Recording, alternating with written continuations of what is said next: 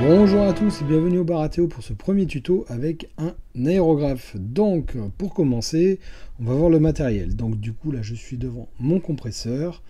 Alors c'est un compresseur à cuve de 3 litres tout simplement. Donc vaut mieux privilégier ce type de compresseur parce que du coup ça vous garde systématiquement la même pression tout le temps. Donc là en l'occurrence il est réglé à 2 bars et vous aurez donc toujours 2 barres de pression constante. Donc ça c'est très important. Alors là après vous verrez, donc celui-là c'est un Fengda que j'ai acheté sur Amazon. Donc en gros compresseur plus aérographe, on va dire aérographe ce qu'on appelle chinois, il y en a pour 100 €. Voilà. Donc je vous conseille ça plutôt que de prendre autre chose. Ensuite là-dessus on va remonter. Donc là ici on a le support et c'est de quoi vider en fait la peinture qui est dedans. Je sais plus comment ça s'appelle, une espèce de récipient, voilà, tout simplement. Et donc l'aérographe qui est planché. Voilà. Donc là, hop, je pose tout et on pourra commencer. Alors, donc on va commencer. Donc pour ça, j'ai ma cavalerie Tully qui est là, que je vais faire. Donc pour ce faire, je vais utiliser de la polyuréthane de chez Prince Auguste, voilà, dans 60 ml ici, que je vais mettre dans mon aérographe. Donc l'aérographe, je vais vous le montrer, j'utilise un Infinity de chez Arden Steinbeck, je ne sais pas comment ça s'écrit, voilà, et j'utilise une buse de 0,4, ça c'est quand même très important. Alors du coup, je vais vous montrer comment je prépare tout ça. Donc, il est là. Donc là, ce que je vais faire, c'est que je vais d'abord prendre toujours au début une goutte. Alors ça, c'est du diluant que j'ai mis dans un petit pot vide. Donc je mets une goutte dedans. Donc ça, c'est pour pas qu'il y ait de la peinture qui sèche dans le petit conduit. Je reprends ma peinture et je remplis mon godet. À peu près comme ça aux 3/4. Et ensuite, ce que je vais faire, c'est que je vais mettre entre 3 et 4 gouttes d'eau. Alors, pourquoi de l'eau et pas du diluant? Tout simplement parce que dans la polyuréthane, vous avez un petit peu une sorte de plastique. Et le diluant, en fait, a tendance à l'abîmer. Voilà, donc c'est ce que j'avais lu. Alors que l'eau, en fait, tout simplement, on va juste beaucoup mieux diluer notre peinture. Ensuite, je prends un petit cure-dent, je mélange le tout. Voilà, donc évitez un pinceau en fait, parce que le pinceau, s'il y a un poil qui traîne, ça risque d'être un petit peu pénible. Voilà, donc ça je le nettoie, je le pose. Je prends une feuille de papier, voilà. Par exemple celle-ci.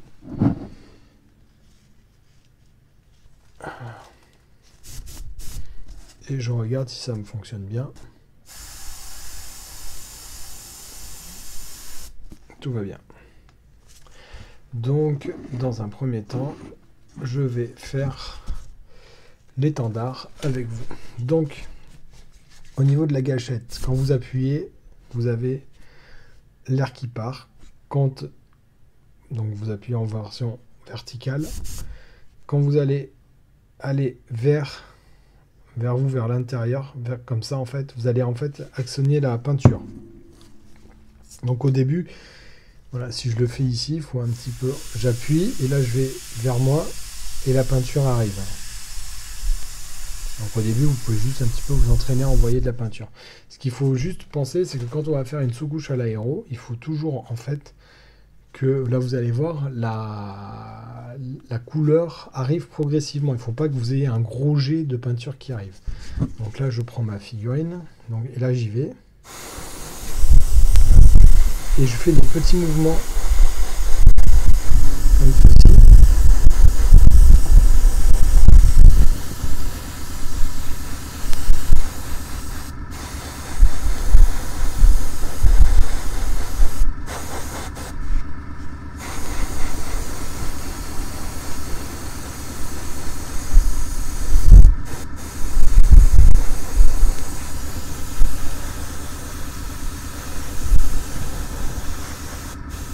Vous voyez, j'y vais vraiment tranquillement, hein. J'y vais pas. Et donc là, on entend le compresseur derrière.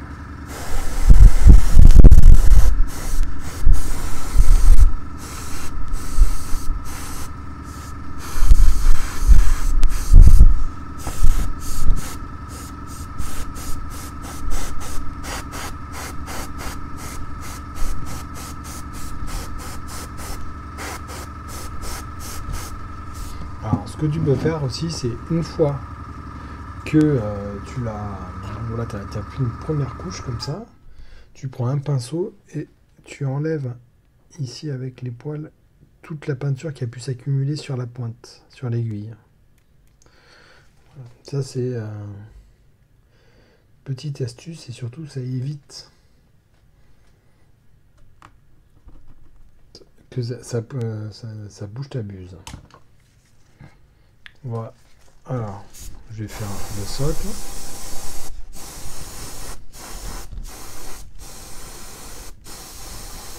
Donc là, on n'est pas sur de la précision, hein, donc franchement, on s'en fout un peu. Hein, faut y aller. De toute façon, c'est juste une sous-couche. On essaie que ce soit le plus uniforme possible. On va voir que, comparé à une bombe, on peut vraiment cibler des zones. Donc là, vous voyez, je vais refaire ici. Voilà. Ce que l'on peut pas forcément faire avec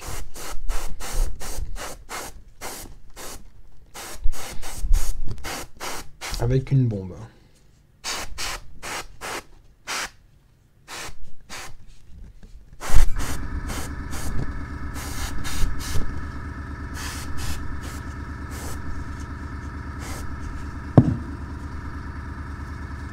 Pareil, là je renettoie un petit peu mon aiguille. Et donc là il est plutôt pas mal, donc je vais le laisser sécher.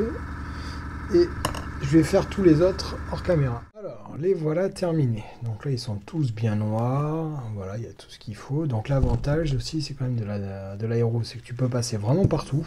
Voilà, là, on est vraiment passé dans tous les petits recoins. Et en même temps, voilà, ça reste relativement plus facile. D'ailleurs, ici, j'ai un peu oublié. Alors, je vais prendre... Hop.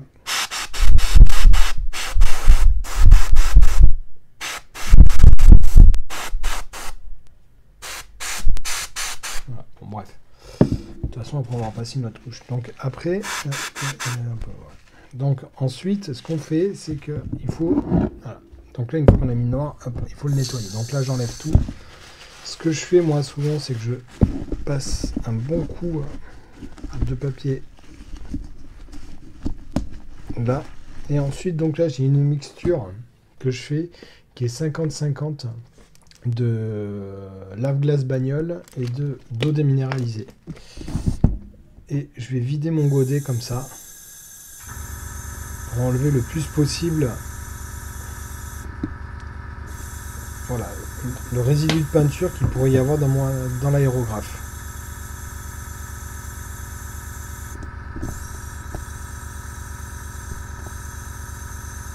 Je vais le laisser un peu dedans et là je vais prendre un petit coton-tige.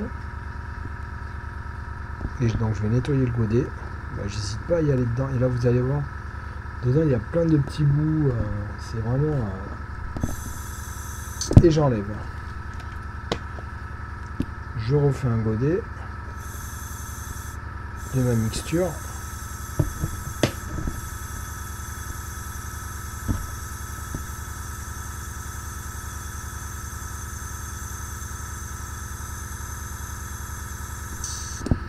Et voilà, et là c'est à peu près propre. Ce que je fais ensuite, c'est je le débranche.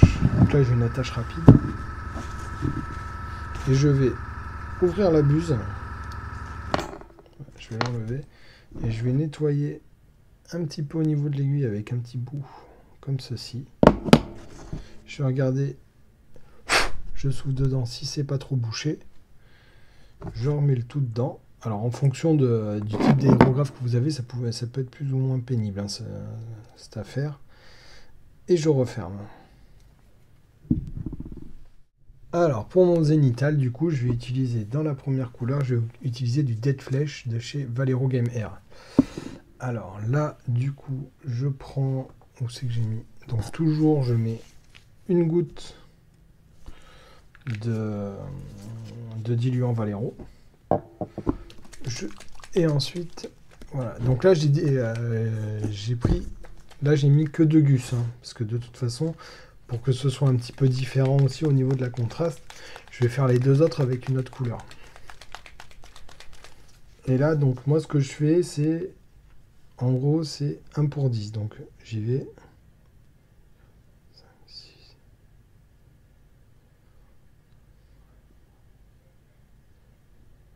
Donc là, j'ai mis une vingtaine de gouttes. Et alors là, par contre, je vais utiliser... Toujours pareil. À ce moment-là, je mets de l'eau. Et donc là, je vais mettre 2... Voilà, je mets toujours une goutte d'eau pour 10 de peinture. Ici, je remélange avec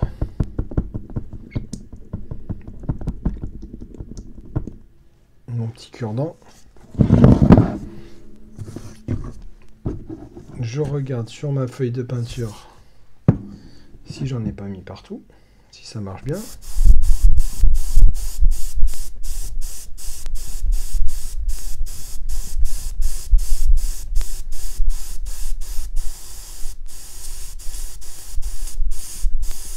Voilà. Et maintenant, on y va. Donc là, on va essayer de bien mettre dessus.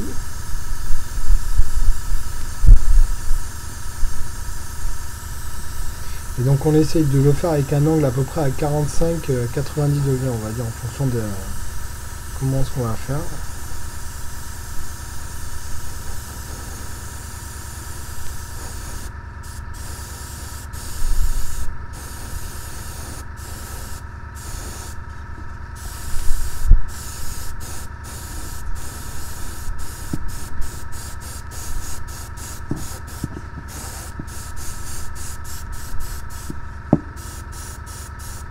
Il faut quand même que ce soit assez prononcé, hein. Il faut vraiment que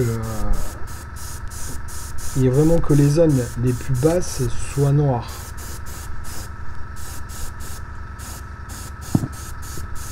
Voilà. Donc ça c'est pour le premier. Je nettoie un petit peu mon aiguille.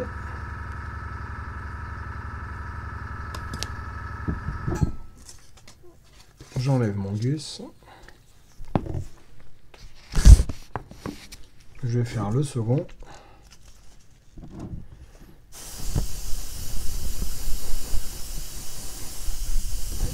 Et comme pour tout à l'heure pour la sous-couche, voilà, c'est progressivement que la teinte apparaît.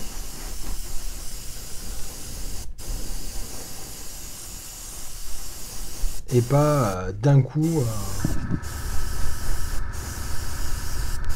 Sinon, vous risquez d'y aller trop fort et ça va flinguer tout le travail. Alors là, hop, j'ai plus assez. Donc, c'est pas grave. Je vais en remettre directement 2-3 gouttes. Ça devrait suffire. Pour terminer.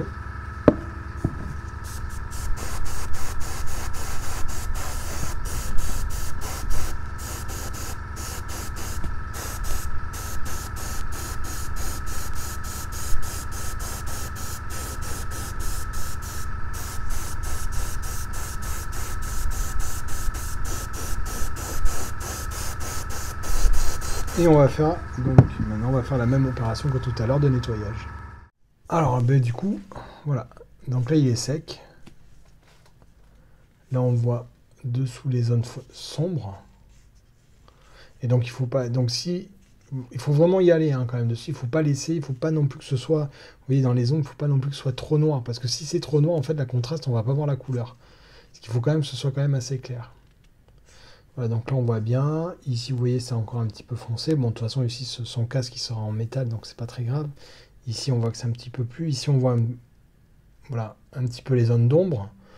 Pareil ici, pareil ici. J'ai fait l'autre aussi. Donc on va le chercher. Il est là.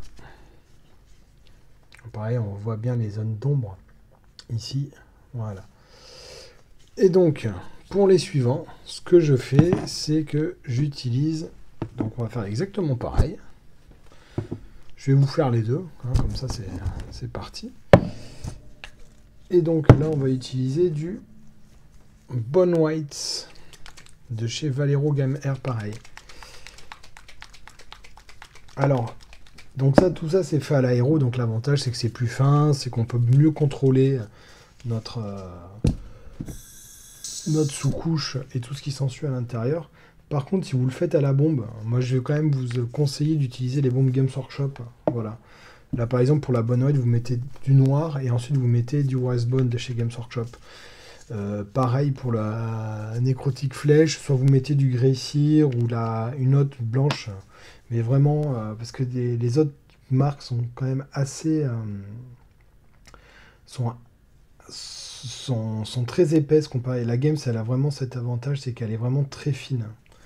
Donc au moins quand vous arrivez, quand vous faites au moins de la sous-couche zénitale, si vous la faites à la bombe, c'est quand même beaucoup plus, ce sera quand même beaucoup plus, vous aurez un meilleur résultat. J'ai pas mis l'eau.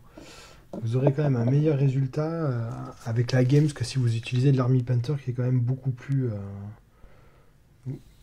grasse, on va dire, beaucoup plus épaisse.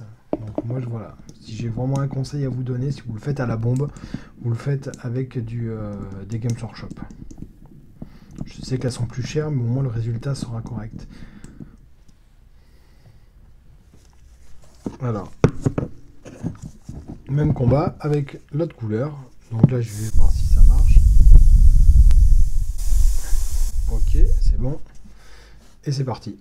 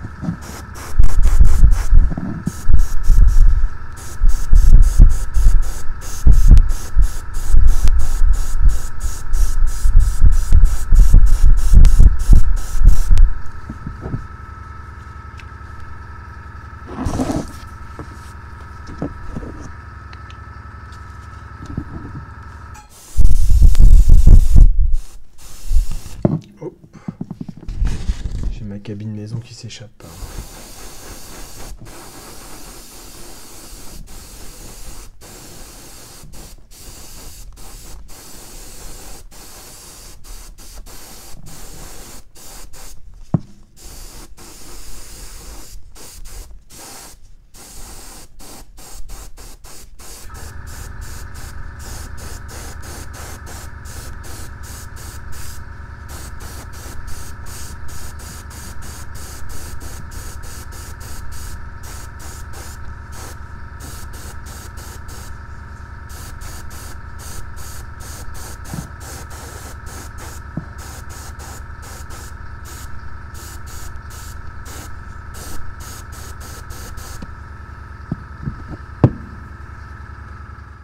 Donc le voici fini. Donc là on a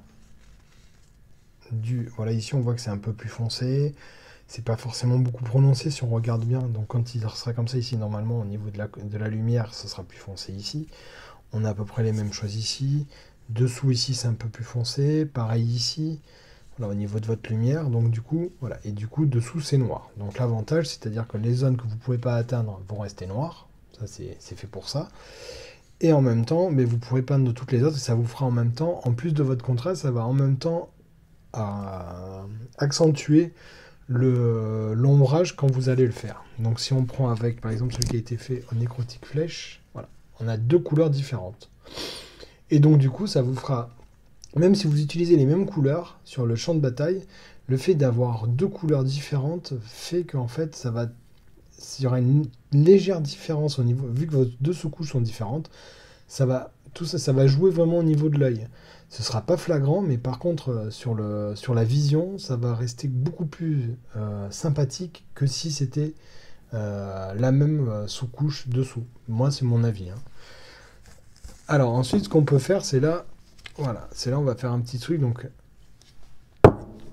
un petit exercice de test. Là, vous prenez, par exemple, attendez, je vais le chercher. Oups, j'ai tout cassé. Du dead weight que j'ai. Je vais faire la même chose. Je vais mettre ma goutte habituelle dans le godet. Je lui mets quelques gouttes. Comme ça. Je vais mettre toujours une goutte d'eau. Je mélange le tout. Et alors, là ici, voici mon mammouth. Et je vais refaire tous les bords de notre socle. Alors là, il faut être donc un petit peu précis. Donc je vais le prendre. J'attends que le blanc arrive. Voilà. Et donc ça, c'est un petit exercice à faire. Donc c'est très léger. Voilà, et je fais juste la zone.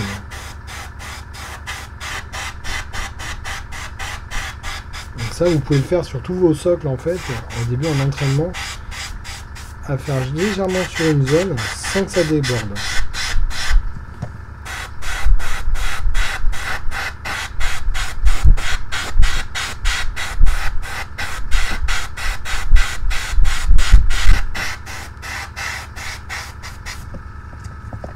Pareil ici.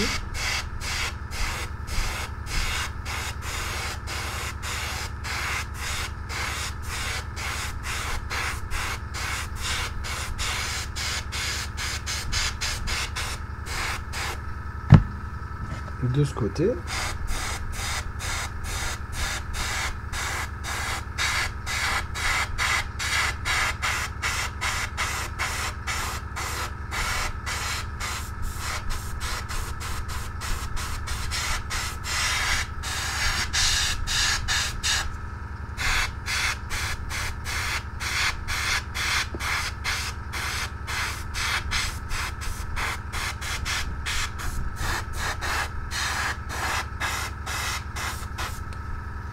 Et donc, voilà. Donc ça, en fait, c'est un petit exercice tout simple. Donc là, il est peint. C'est celui qui était pendant le tuto mammouth. Voilà. Donc, et du coup, là, j'ai refait tout son socle. Donc ça, c'est un petit exercice tout bête, en fait, à le faire comme ça, et essayer de bien refaire, et sans aller sur le dessus. Voilà. C'est-à-dire, vous essayez de contrôler, de maîtriser, en fait. Comme ceci.